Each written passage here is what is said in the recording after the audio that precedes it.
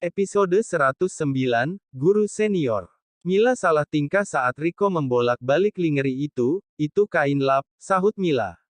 Kok bentukannya kayak semfak? Ucap Riko heran. Untuk siapa? Riko heran, ya walaupun otaknya full ngeres dan doyan nonton video anu-anu, tapi dia belum pernah lihat aktris di video memakai itu. Kalau langsung, belum pernah. Ngeres-ngeres gitu si Riko lelaki baik-baik yang sangat menjaga harga dirinya. Ia membolak-balik CD lingeri itu sambil mengangkatnya ke atas, warnanya hitam polos. Untuk perempuan kok talinya tipis. Apa nggak nyelip pikir Riko, untuk laki-laki pun kok kayaknya aneh, sudah pasti kecekik. Karena penasaran Riko pun berdiri lalu mencobanya. FVTTT, hahaha, gelak tawa Mila pecah saat melihat Riko seperti Superman dengan super seksi di luar. Kenapa ini kecil banget? Sempit haduh. Mana bisa nafas nanti? Riko langsung melepaskan CD lingeri itu. Itu untuk perempuan, untukku, kau tidak lihat dia satu setel dengan baju itu. Dasar bodoh. Mila mengumpat Riko sambil terkekeh, bodoh katamu. Riko melemparkan CD itu ke wajah Mila. Jadi satu kotak penuh itu hanya kado untukmu. Tidak ada untukku. Ucap Riko lagi. Ini punyamu. Mila melempar beberapa kotak obat kuat itu pada Riko. Kau tidak mencobanya? Tanya Riko melirik ke setelan hot itu. Tidak perlu, aku tidak akan memakainya. Kau tidak boleh begitu, itu tandanya kau tidak menghargai pemberian orang lain, Ice. Jangan banyak bicara, cepatlah katamu akan menjenguk Melissa. Petik 2 titik. Cobalah, aku ingin melihatmu memakai itu, kau gila. Mila menggerakkan giginya, enaknya diapakan si Riko ini, pikir Mila. Di jam istirahat pertamanya, Nurul pergi ke kantin tanpa seorang teman pun.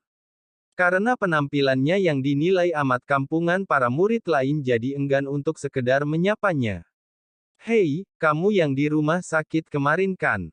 Petik 2 titik. Mei mencegat Nurul bersama 4 orang lainnya. Oh, kamu, Nurul teringat siapa si Mei ini. Cih, kemarin gayanya sok modis, ternyata cuma anak kampung. Mei mencibir penampilan Nurul dari atas kepala sampai ujung kaki. Alisa Kirana, namamu tidak ada di daftar murid beasiswa, dan penampilanmu iuh. Cuma orang miskin yang menjual sampo di sekolahan ini. Tukas yang lainnya. Walaupun aku kampungan, setidaknya mulutku bersih, sahut Nurul sambil tersenyum smir ke arah mereka. Lalu ia pergi dari sana sembari menatap mereka satu persatu dengan tatapan tajam. Ih, anak itu benar-benar nggak tahu malu. Rutuk Mei kesal. Mei adalah siswi kelas 11 dan merupakan salah satu siswi yang mendapatkan beasiswa di sana. Ya gadis 17 tahun itu tak lain adalah saudari tiri Nurul, namun mereka sama-sama tak mengetahui itu. Sebenarnya nyali Nurul agak menciut tadi, tapi ia melihat sekeliling gedung ada pengawal yang memperhatikannya diam-diam, atas permintaan Rianti. Jadi Nurul sedikit berani melawan mereka, ia sangat syok dengan murid-murid di sekolah ini. Entah karena mereka semua anak orang kaya atau memang tabiat mereka semua begitu. Yang jelas sekolah ini benar-benar beda dari sekolahan sebelumnya. Di rumah sakit, Melissa. Mila sangat antusias dan senang bisa bertemu lagi dengan Melissa. Ia langsung memeluk Melissa yang masih terbaring. Sudah membaik. Tidak terjadi masalah besar kan? Tanya Mila. Baik bu, ibu apa kabar? Jangan tanya kabarku, setiap hari seperti sedang berperang kami. Mila dan Melissa mengobrol sambil membahas kesana-sini, biasalah ibu-ibu. Sementara itu Farhat dan Riko mengobrol tentang ilmu sanubari sambil berbisik-bisik. Buat pesona semenarik mungkin, percayalah, cara ini ampuh meluruhkan mereka yang malu-malu tapi mau. Farhat seperti seorang sesepuh yang sedang memberikan wejangan kepada muridnya. Memang kalau soal ini Farhat jagonya, tapi kalau mau yang lebih pro lagi, maka Vino jawabannya. Mila dan Melissa menoleh secara bersamaan dan menatap mereka dengan tajam. Mereka berdua curiga dengan apa yang dibicarakan oleh Farhat dan Riko dengan sangat rahasia itu. Bahas apa sih mas? Jangan bilang kalian berdua mau kencan di belakang kami. Ujar si Bumil overthinking. Nggak sayang. Mas lagi bahas mengerjakan proyek kilat, agar cepat berkembang, sahut sang guru mantap-mantap. Kok bisik-bisik? Tanya si Bumil lagi, nanti didengar anak kita gimana? Kamu mau anak kita pusing di dalam karena mendengar pembahasan proyek ini? Oh, gitu. Ya udah lanjut deh bahasnya. Petik 2. Melisa mengangguk polos sambil mengunyah buah yang dibawakan Mila. Melisa, saya mau cerita, tapi rahasiakan ya. Kini giliran Mila yang berbisik-bisik. Apa Bu? Mila melihat dulu ke arah Riko sebelum berbicara untuk memastikan Riko takkan mendengarnya. Waktu kamu menikah ada yang ngasih kado aneh-aneh nggak? Semacam baju-baju seksi dan obat dan lainnya. Ada Bu, banyak banget malah. Apalagi teman-temannya Mas, terus semua dipakai. Kapan kamu mulai pakai? Petik 2 titik. Baju seksinya Melisa pakai sebulan sesudah menikah, karena awal-awal masih malu hehe. Tapi kalau obat kami nggak pernah pakai makanya langsung jadi, Melisa menepuk-nepuk pelan perut buncitnya yang menunjukkan hasil kerja keras mereka berdua. Apa Pak Farhat yang meminta baru kamu mulai pakai? Tadinya iya Bu, kalau nggak diminta Mas untuk pakai Melisa nggak pakai.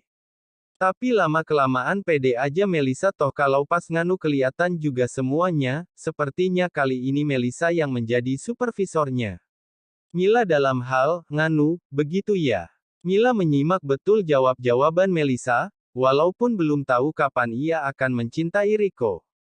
Tapi berencana untuk menjadi istri yang baik karena bagaimanapun juga Riko itu suaminya dan ia sadar Riko berhak atas dirinya. Bian mengirimkan pesan teks kepada Nurul, jam menunjukkan pukul 15.30 dan Bian sudah memastikan ajakannya tidak mengganggu jam sekolah Nurul. Jam menunjukkan pukul 15.30 dan Bian sudah memastikan ajakannya tidak mengganggu jam sekolah Nurul.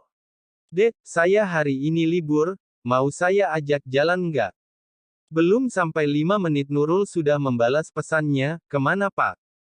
Ke kampus rencana, kamu kan suka dengan barang-barang antik, kebetulan di sana ada pameran dari mahasiswa seni hari ini, boleh deh kalau gitu Pak. Petik 2. Nurul menyetujuinya, entah dari mana para lelaki itu mengetahui kalau Nurul menyukai sesuatu yang berbau seni. Ia kembali memasukkan ponselnya ke saku dan melanjutkan kegiatan kesukaannya yaitu menyirami bunga-bunga di taman. Dari dalam rumah, Rianti menghampiri Nurul karena dari tadi dipanggil tidak dengar.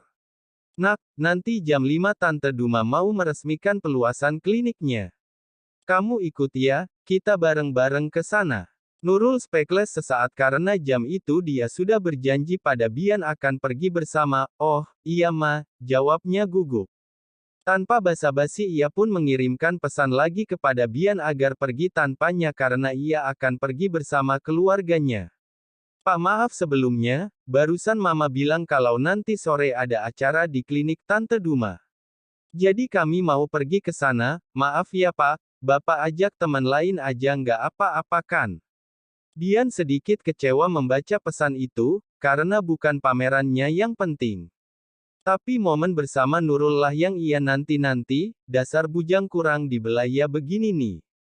Tapi tiba-tiba otak emasnya memunculkan ide yang sangat wow. Ia pun membalas pesan Nurul. Bu Duma, kebetulan saya juga diundang ke sana kalau kamu tidak keberatan kita bisa pergi bersama-sama nanti bareng keluarga kamu, yaps. Titik. Karena Duma seniornya saat masih di rumah sakit, tentu saja Bian juga mendapatkan undangan itu. Nurul pun menyetujui Bian atas izin Rianti yang memperbolehkannya bergabung. Hitung-hitung balas budi karena sudah bekerja keras menolong cucu dan menantunya, oke Pak. Nur tunggu ya, balasnya kepada Bian.